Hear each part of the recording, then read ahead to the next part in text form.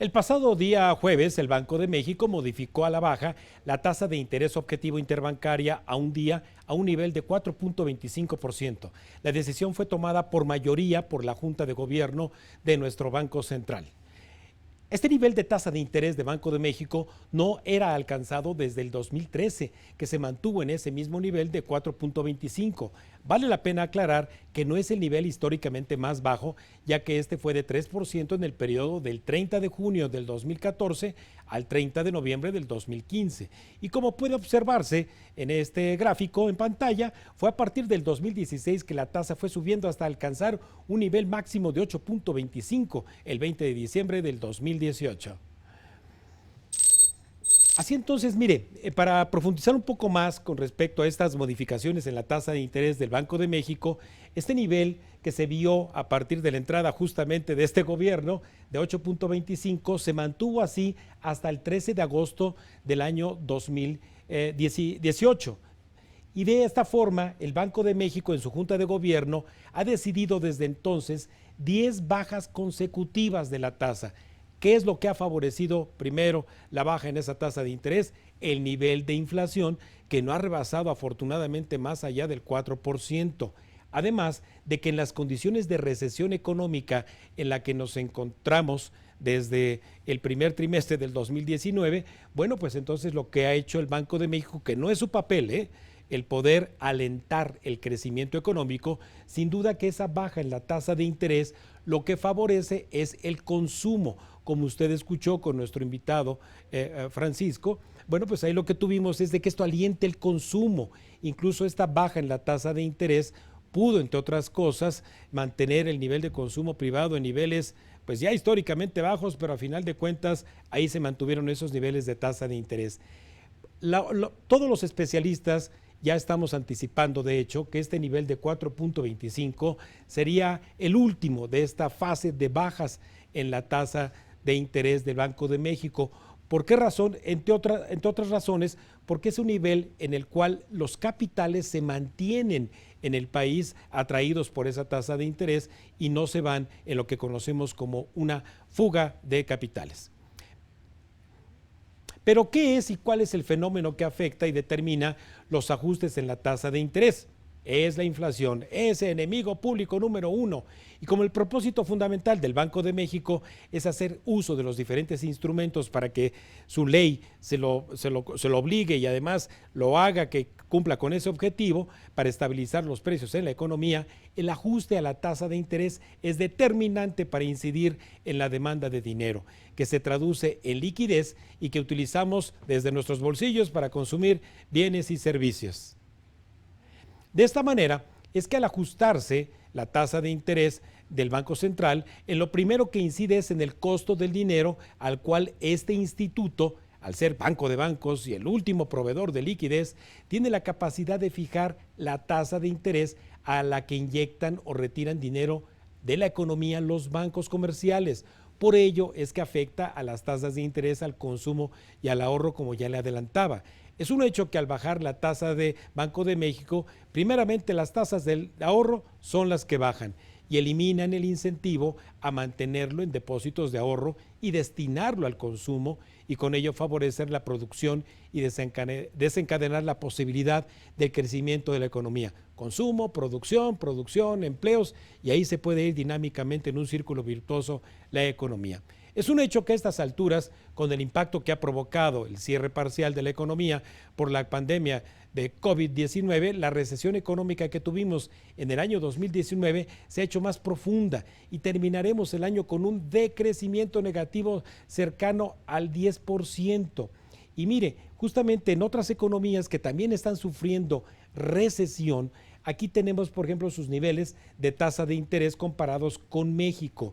En ello lo que tenemos es este nivel de tasa de inflación que fue dado a conocer para la primer quincena de julio de este año 2020 en un nivel de 4.10 y fue lo que hizo, entre otras cosas, a que la Junta de Gobierno de nuestro Banco Central, del Banco de México, ajustara la tasa a 4.25. La diferencia, recuerde usted aquí lo que le he comentado, ¿y por qué me refiero así a la inflación como el enemigo público número uno? La inflación es la pérdida del valor del dinero en el tiempo. Entonces, si tenemos a ese enemigo al acecho y tenemos una tasa de interés de 4.25, entonces la diferencia sería un rendimiento real aproximado, ¿verdad?, de 0.25.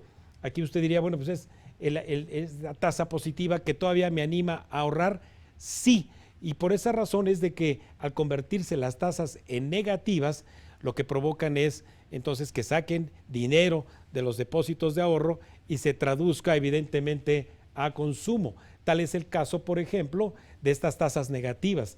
Mire, por ejemplo, ¿de qué sirve que la tasa de interés esté tan alta en Argentina? 41.30 es la tasa de inflación. Y sí, pero la tasa de interés de rendimiento al dinero es de 38%. Hay un rendimiento negativo. Entonces, por muy alta que sea esa tasa de interés, no retiene el dinero en los depósitos en ahorro. Muchos de ustedes quienes me escuchan son bastante más jóvenes que su servidor, pero le puedo decir, por ejemplo, que allá por la crisis que tuvimos, por ejemplo, en 1995, las tasas de interés llegaron a ser del 55-60%, o incluso en 1989 las tasas llegaron al 120%. Algún familiar mío cercano, mi abuela, ¿verdad?, me decía, oye, es que estos bancos ahora sí están pagando de verdad intereses, 120%. Pues sí, pero teníamos una inflación de 180%. Entonces de nada servía tener el dinero depositado, ahorrado a tasas de más del 100%. En razón de ello, justamente lo que los mercados nos hacen observar es que el rendimiento del dinero sea un rendimiento real, que no sea un rendimiento ficticio. Así entonces, en la reactivación que requiere la economía, la política fiscal del gobierno federal ha estado ausente, como se lo acabo de decir, y las medidas de austeridad que ya ha anunciado para el 2021 son contrarias a lo que podría hacer crecer nuestra economía y el empleo. En este sentido, ha sido la política monetaria de Banco de México, ¿verdad?, la que incluso el pasado día 15 extendió el programa de reactivación de la liquidez del sistema bancario iniciado en abril y que en este programa hemos comentado, para que entre otras cosas pudieran apoyarse programas de diferimiento de pago de créditos empresariales y de personas físicas y evitar en lo posible quiebras de empresas y de quienes obviamente han perdido también su empleo y que no han tenido la posibilidad de poder hacer frente a sus obligaciones de pagos de tarjetas de crédito, hipotecarios, automotrices y bueno, esto que le he comentado junto con nuestros invitados del día de hoy, que haga que se reactive nuestra economía. ¿Qué le parece? Mire, vamos ahora con la cápsula deportivo financiera de esta semana, que nos pondrá en cuentas claras la forma en que son contratados y remunerados los trabajadores de una de las actividades deportivas con más profunda raíz cultural en nuestro país, la lucha libre.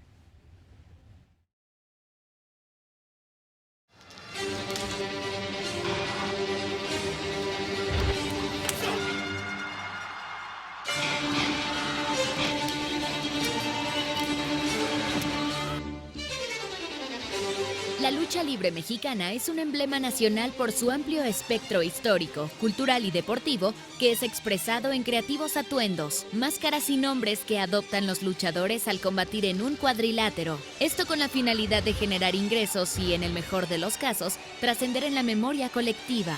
Pero a pesar de ser un deporte tan popular y ser patrimonio cultural, existen problemas en la estructura legal y económica de la industria de la lucha libre en México, como lo expresó el luchador Octagón en una entrevista que Grupo Milenio le realizó, donde menciona que hay una serie de incumplimientos en las obligaciones laborales por parte de los promotores del espectáculo y la explotación hacia los nuevos talentos luchísticos, lo que impide ejercer este deporte de forma justa y profesional. El esquema de pagos a los luchadores que están en la industria mexicana y estadounidense difiere significativamente.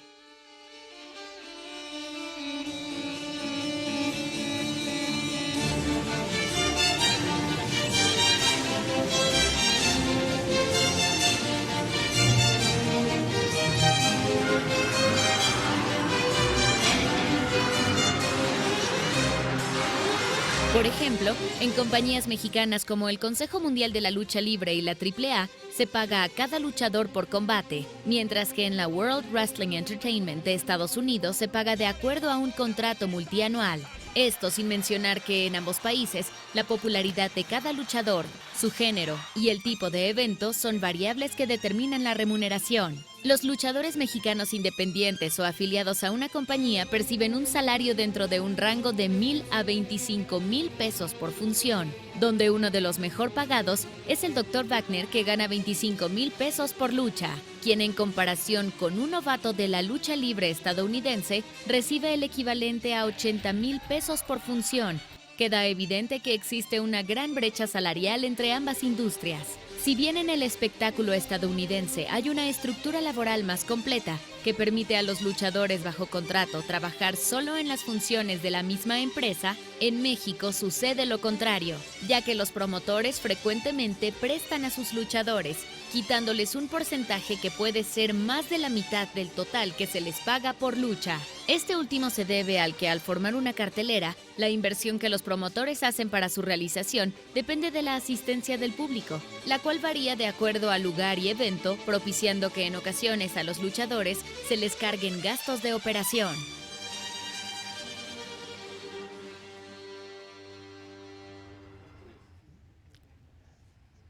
Mire, ¿quién de nosotros, así haya sido en nuestra niñez, como adolescentes o como adultos, no hemos estado en una arena de lucha? Y bien, ustedes lo saben también que en algunas localidades pequeñas, incluso de menos de 5,000 personas, se construyen cuadriláteros para favorecer ahí el espectáculo que divierte ahora sí que a chicos y a grandes, la lucha libre. Pero mucho falta para que los luchadores sean más técnicos en sus negociaciones salariales, porque los sueldos por lucha están muy rudos, y de esa manera, bueno, pues nuestros luchadores tienen que andar buscando, como bien lo decía también uno de nuestros invitados, andar tras la chuleta de cuadrilátero en cuadrilátero, de pueblo en pueblo. Y bueno, pues los promotores tienen aquí también una gran responsabilidad social, moral y desde luego económica, que justamente ahora en la pandemia, bueno, pues hemos visto que ha limitado el ejercicio de su profesión. Llegamos hacia el final de este programa de Economía y Finanzas con cuentas claras para ustedes, agradeciendo como siempre la gentileza de su atención e invitándole a que nos vea y escuche la semana próxima con más cuentas claras, el martes 6 de octubre en vivo y el sábado próximo en repetición a la misma hora y mismo canal, Agencia Mexiquense de Noticias 34.2.